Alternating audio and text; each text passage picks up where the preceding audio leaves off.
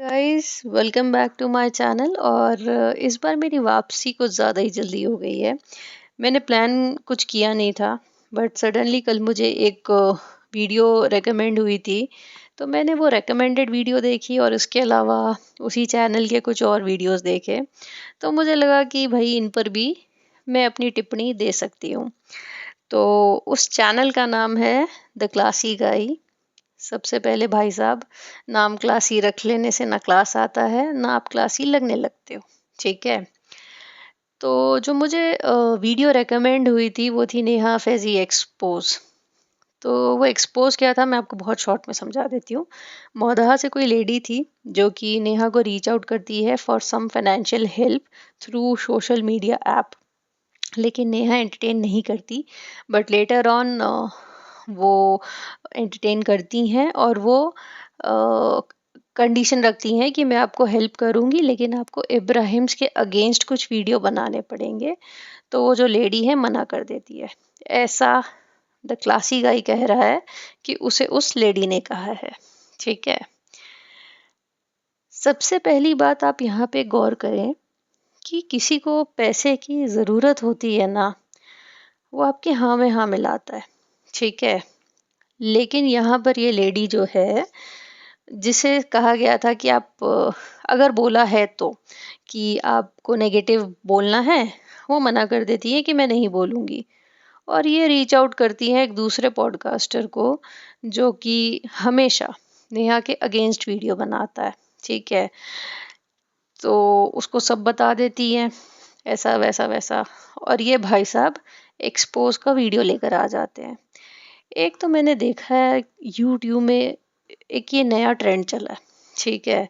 कि कोई भी ऐरा गैरा नथु गैरा पॉडकास्टर को रीच आउट करता है, बोलता है मैं ये बताऊंगा, मैं वो बताऊंगा, फलाने के बारे में मुझे ये पता है वो पता है।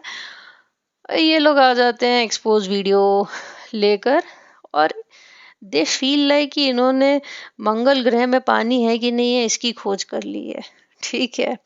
सो आई डोंट नो यार, अगर आप लॉजिक लगाओ, मैं भी कुछ भी फोन कर मैं भी फोन करूं थ्रू कि मुझे इसके बारे में ये पता उसके बारे में वो पता है, आप तो मान जाओगे। जबकि मेरा किसी भी पॉडकास्टर से या इब्राहिम फैमिली से कोई लेना देना नहीं है। ये मैंने बात अपने पुराने वीडियोस में भी उठाई है कि how come you believe in some other words. आप खुद सोचे, आज का जमाना ही नहीं है कि आप अपने सगे रिश्तों पर विश्वास रख सके। ऐसा जमाना आ गया है और आप किसी अननोन पर्सन के बात पे बिलीव करते हो और वीडियो लेकर आ जाते हो। अब हम बात करते हैं इस भाई साहब के बारे में।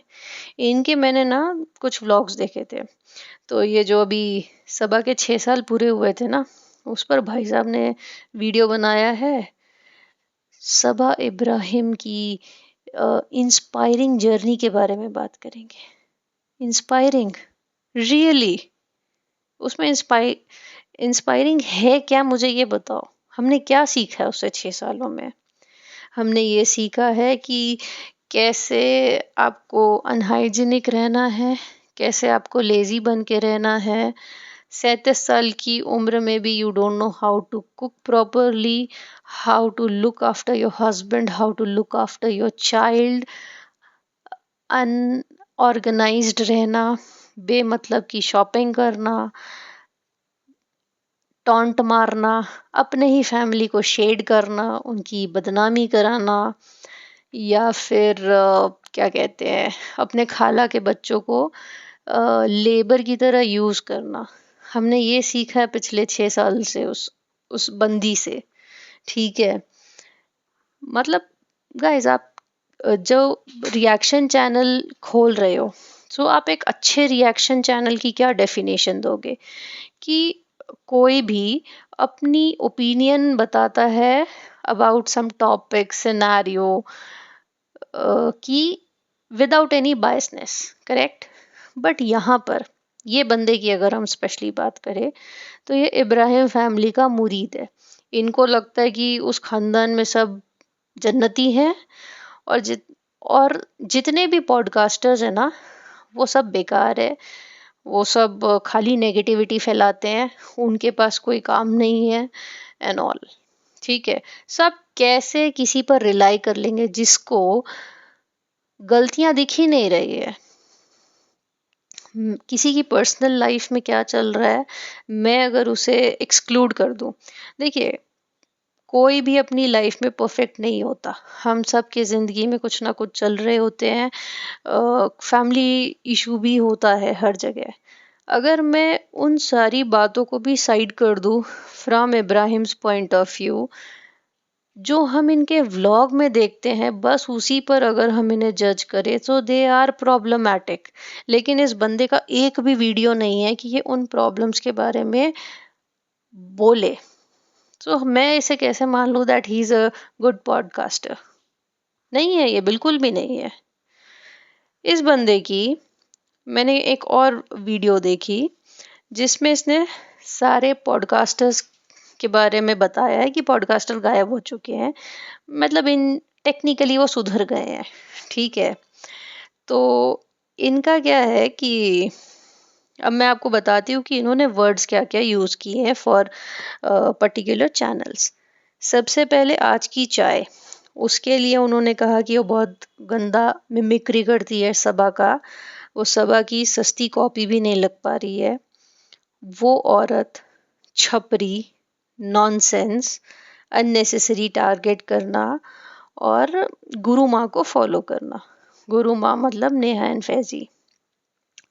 सिजलिंग टी के बारे में उन्होंने कहा कि वो बंदी गायब हो चुकी है, पहले उसे सबा के व्लॉग्स बहुत देखती थी, वीडियो बनाती थी, अब उसे सबा के व्लॉग में कुछ दिख नहीं रहा है। तो भाई साहब को इसमें भी प्रॉब्लम है। वो औरत again, she is spreading hate in name of religion. Coffee के बारे में उन्होंने कहा कि कॉफी के खुद की लाइफ में प्रॉब्लम चल रहे हैं और वो अपने भाई भाभी को सुनाने के लिए शोएब सबा के कंटेक्स्ट को यूज कर रही है। आई मीन रियली भाई साहब, तब तो आप क्या कहते हैं, भविष्यवक्ता हो चुके हैं। आपको सबकी जिंदगी में क्या चल रहा है सब कुछ पता है, मतलब आप ही महान है। देन इनका ये भी कहना है कि सबकी अपनी लाइफ में परेशानी चल रही है, that is why they are targeting Ibrahims. Okay, गौर करने वाली बात यह है कि उस वीडियो में इन्होंने मैक्सिमम चैनल्स को कवर किया है एक्सेप्ट द वन जो कि नए हैं। ठीक है, लेकिन हमारी शबनम आंटी को इन्होंने नहीं, उनके बारे में कुछ नहीं कहा इन्होंने, क्योंकि गाइस दुश्मन का दुश्मन हमेशा आपका दोस्त होता है। जबकि इन सब में से सिर्फ वही एक है जो कि एक एक छोटी छोटी बातों तक को हाईलाइट करती है। वही है जो दिन में 4 बार वीडियो छापती है, लाइव भी करती है ना, ऑल जो भी है वो आपको मेरे पिछले सारे पॉडकास्ट से पता चल जाएगा। बाकी आप डॉट्स ज्वाइन कर सकते हैं कि इस बंदे ने उनके बारे में कुछ क्यों नहीं कहा, लेकिन बाकी सबको लपेटे में लिया है इन्होंने। तो आप भी समझदार है, सोचिए इस बारे में। ओके, मैं भूल गई, इन्होंने नेहा के बारे में भी कुछ कहा था कि नेहा के हस्बैंड की डिग्री फेक है, जॉब में भी प्रॉब्लम है। जैसा कि मैंने कहा कि ये तो भाई भविष्य वक्ता है, साइकिक। ओके, तो इनका मानना ये है कि Neha and Faizi is jealous कि शोहेब को अपनी लाइफ में सब कुछ मिल गया, उनको नहीं मिला। शोएब ने बड़ी, और ये भी कहते हैं कि शोएब ने अपनी लाइफ में बहुत मेहनत की है और मेहनत करने से ही आज वो इस मुकाम पर पहुंचा है। मुझे शोएब वाली मेहनत अपनी जिंदगी में भी चाहिए और भगवान हम सबको वो मेहनत का फल जो शोएब को मिला है ना, सबको दे भाई। तो अभी मैं अच्छा, नेहा के बारे में, हाँ, तो मैं उनके हस्बैंड की डिग्री पर कोई कमेंट नहीं करना चाहूँगी, बट ये आपको बता दूँ कि एक्चुअल में जब आपको इंडिया के बाहर जॉब लेना होता है तो आपके काफ़ी बैकग्राउंड वेरिफिकेशंस होते हैं। मेरी खुद की एक फ्रेंड है जिसने दुबई में बैंक में अप्लाई किया था and she got a call. तो हमारे करंट कंपनी में भी उसके लिए बैकग्राउंड वेरिफिकेशन के लिए मेल गया था, कॉल भी आई थी। देन उसके डिग्री का भी वेरिफिकेशन हुआ था और सब कुछ करने के बाद ही she finally made it to Dubai. ये पिछले साल की बात है, इस साल की नहीं। और तो आप समझ सकते हैं कि डिग्री का फेक होना थोड़ा डिफिकल्ट है, स्पेशली मिडिल ईस्ट, मतलब सभी जगह बट मिडिल ईस्ट में भी। और जहाँ तक उनके जॉब की बात है, सो मुझे जो पता है, as per LinkedIn the person is working in as a supervisor in logistics for a oil company. ठीक है, तो इस इंसान का कहना है कि ये जो बाकी पॉडकास्टर्स है, ये उन इसलिए नफरत करता है सबसे क्योंकि ये लोग एक फैमिली को टारगेट करते हैं जो कि जन्नती हैं। उनके हर छोटी बातों को हाईलाइट करते हैं, उन पर टॉन्ट मारते हैं और गंदी भाषाओं का प्रयोग करते हैं। वाओ! इनके लेटेस्ट वीडियो में अगर आप इन्होंने जो सारे चैनल्स के बारे में वर्ड यूज़ किया है ना, अगर आप वो सुनेंगे तो इनकी कथनी और इनकी करनी में फ़र्क है। ये जो बोल रहे हैं उन पॉडकास्टर्स के बारे में अबाउट लैंग्वेज, इन्होंने खुद कैसी लैंग्वेजेस यूज़ की है वो आप इनके वीडियोस में जाके सुन सकते हैं, अगर आप में है तो हिम्मत। सैरिडॉन की गोली ले लीजिएगा, बहुत ज़रूरत पड़ने वाली है। सो अब मैं आपको बताऊंगी my opinion about this channel. मुझे लगता है कि ये चैनल जो है ना, वो इब्राहिम्स ने इसे प्लांट करके रखा है या फिर उनकी पीआर टीम होगी, आई डोंट नो। क्योंकि आप इस बंदे के शब्दों पर गौर कीजिएगा, ये हमेशा 3 वर्ड का यूज करता है, haters, negativity and the third word is कि यूट्यूब से इनका घर चलता है। एक तो मुझे ये नहीं समझ में आता कि क्यों सबको लगता है कि यूट्यूब से उनका घर चल जाता है।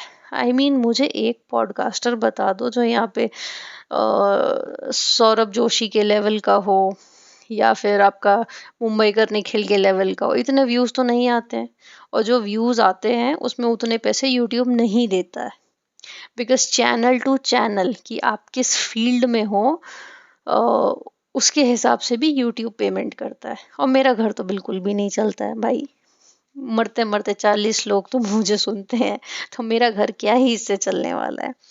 ओके, तो अगर आप जैसे मैंने कहा कि इसके 3 शब्दों पर गौर करेंगे, तो ये शब्द सबसे पहले कहाँ से आए थे? शोहेब इब्राहिम के वीडियो से। उसी ने कहा था कि ये लोग हेटर्स हैं, ये लोग नेगेटिविटी फैलाते हैं, इनके घर में चूल्हे हमारी वजह से चलते हैं। So what I am trying to say here is कि शब्द भी मिलते हैं, विचार भी मिलते हैं, और इस बंदे को शोहेब इब्राहिम की फैमिली में कोई कमियां नजर ही नहीं आती है। एज आई सेड कि इसे तो सब जन्नती लगते हैं। तो बाकी आप आई थिंक आप सभी बहुत समझदार हैं, आप सब डिसाइड कर सकते हैं कि कितनी क्रेडिबिलिटी है इस बंदे की एंड ऑल। मुझे तो एकदम नॉनसेंस बातें करने वाला ये बंदा लगा, and the way he talks is also useless. Okay, तो चलिए आज की वीडियो को हम इतना ही रखते हैं। आई होप आपको ये टॉपिक पसंद आई होगी। तो चलिए, bye bye, happy Friday and happy weekend to everyone.